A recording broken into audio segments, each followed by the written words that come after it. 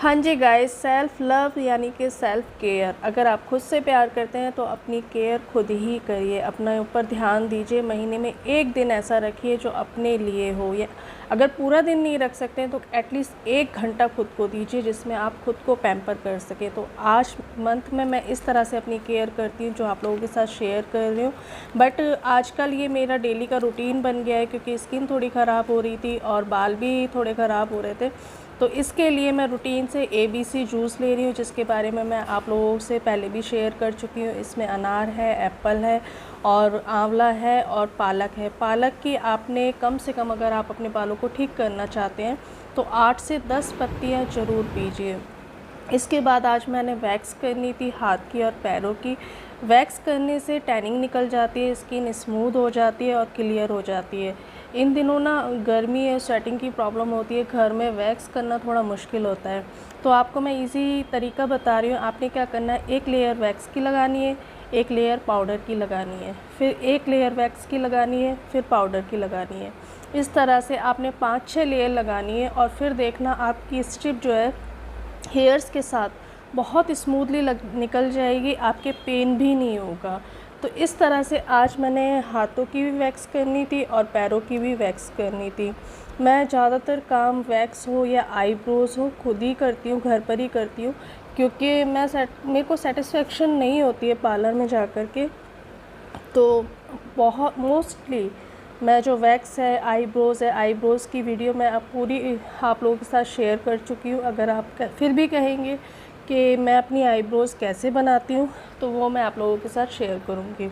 अच्छा जी, वैक्स करने के बाद बारी थी स्क्रब करने की। वैक्स करने के बाद मैंने हाथों को और पैरों को स्क्रब करा। आप कोई भी स्क्रब ले सकते हैं।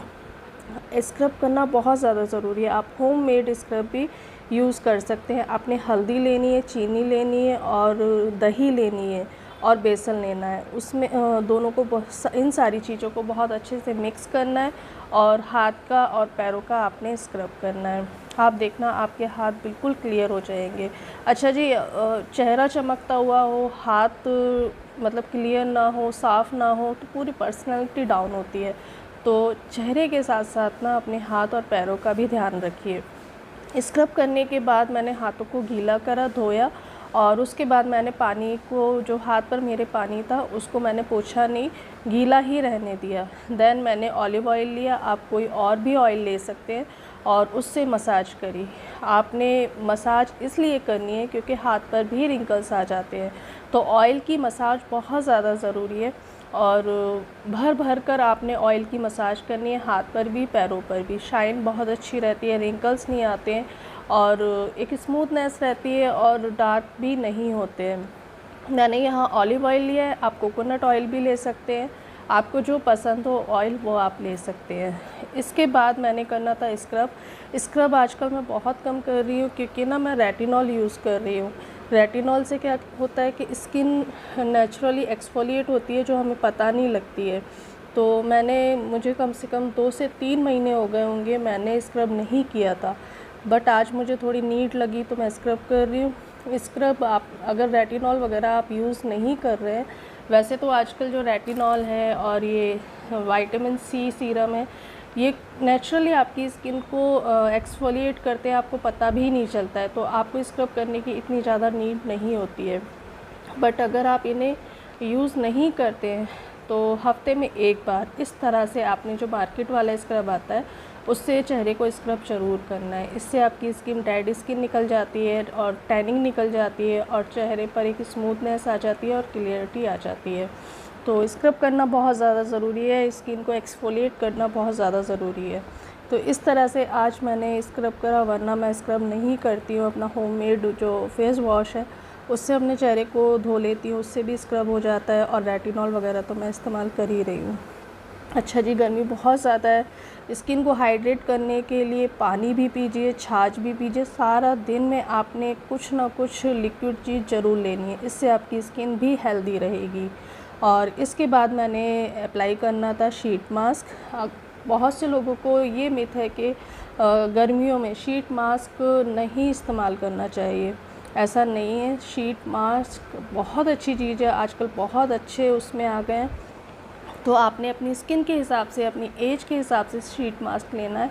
और हफ्ते में एक बार, हाँ ये तो मुझे काफ़ी दिन हो गए थे तो मैंने बहुत टाइम बाद इस्तेमाल करा है, तो हफ्ते में एक बार आपने शीट मास्क ज़रूर अप्लाई करना है। इससे आपके रिंकल्स नहीं आते हैं और जो नेचुरल ऑयल होते हैं, जो सीरम होते हैं, वो आपकी स्किन तक पहुंच जाते हैं और बहुत अच्छे तरीके से पहुंचते हैं।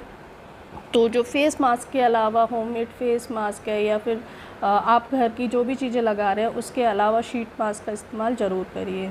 तो इस तरह से मैंने शीट मास्क अप्लाई करा, उसके बाद थोड़ी सी मसाज करी। अब बारी थी बालों की। बालों के लिए मैं यहाँ मस्टर्ड ऑयल ले रही हूँ। बहुत पुराने टाइम से सरसों का तेल बालों में लगाया जाता है, उसके ढेर सारे बेनिफिट्स हैं और इसमें मैंने ऐड करी है कुछ ड्रॉप्स नींबू की। इससे अच्छा ना ऑयल हो नहीं सकता, क्योंकि ये ऑयल आपकी जो हेयर्स की जितनी भी प्रॉब्लम्स है उन्हें सॉल्व करता है, डैंड्रफ को सॉल्व करता है, आपके बालों की ग्रोथ को बहुत अच्छा करता है।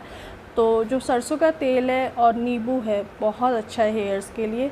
मैंने रूट्स में भी लगाया और लेंथ में भी लगाया। इसके बाद मैं कोम नहीं करूँगी, बालों को टाई कर लूँगी, जूड़ा बना लूँगी और कम से कम आधा घंटा मैंने कोम नहीं करना है। और जो आप बालों में लगाते हैं वही अपनी आईब्रोज़ पर लगाइए। इससे आपकी आईब्रोज़ की ग्रोथ बहुत अच्छी हो जाएगी और वो झड़ना भी बंद हो जाएंगे। तो जो भी मैं बालों में लगाती हूँ ना, वही मैं अपनी आईब्रोज़ पर लगा लेती हूँ। अब 1 घंटे बाद मैंने अपने बालों को खोला और देन मैंने कोम किया। आपने 1 घंटे तक अपने बालों में कोम नहीं करना है, यानी कि जब आप अपने बालों में ऑयलिंग कर रहे हो तब आपने कोम नहीं करना है, क्योंकि उस टाइम बाल बहुत ज़्यादा कमज़ोर हो जाते हैं और झड़ने लगते हैं, टूटने लगते हैं। और कोशिश करें अगर आप ऑयलिंग नहाने से 1 घंटा पहले करें। रात में कभी भी ऑयलिंग करके नहीं सोना चाहिए, इससे भी बाल टूटते हैं। बालों को डिटेंगल करने के बाद मैंने हल्की सी बालों में फिर से मसाज करी। इससे ब्लड सर्कुलेशन बहुत अच्छा हो जाता है और बालों की ग्रोथ भी बहुत अच्छी होती है। इसके बाद मैंने डे था तो अपना जो विटामिन सी सीरम है उसे अप्लाई करा। और विटामिन सी सीरम आपके लिए 20 के बाद बहुत ज़्यादा ज़रूरी है। आपकी रिंकल्स नहीं आने देता है। अगर आपके चेहरे पर बहुत ज़्यादा दाग धब्बे हैं तो आप अपनी स्किन के हिसाब से विटामिन सी चूज़ करिए। पिगमेंटेशन को भी रिमूव करता है विटामिन सी सीरम। इसके बाद मॉइस्चराइज़र आपने गर्मी है तो भी मस्ट अप्लाई करना है, क्योंकि बहुत से लोगों को ये डाउट होता है कि गर्मी है, स्वेटिंग हो रही है तो मॉइस्चराइज़र की ज़रूरत नहीं है, बट आपकी स्किन को मॉइस्चराइज़र की बहुत ज़्यादा नीड है।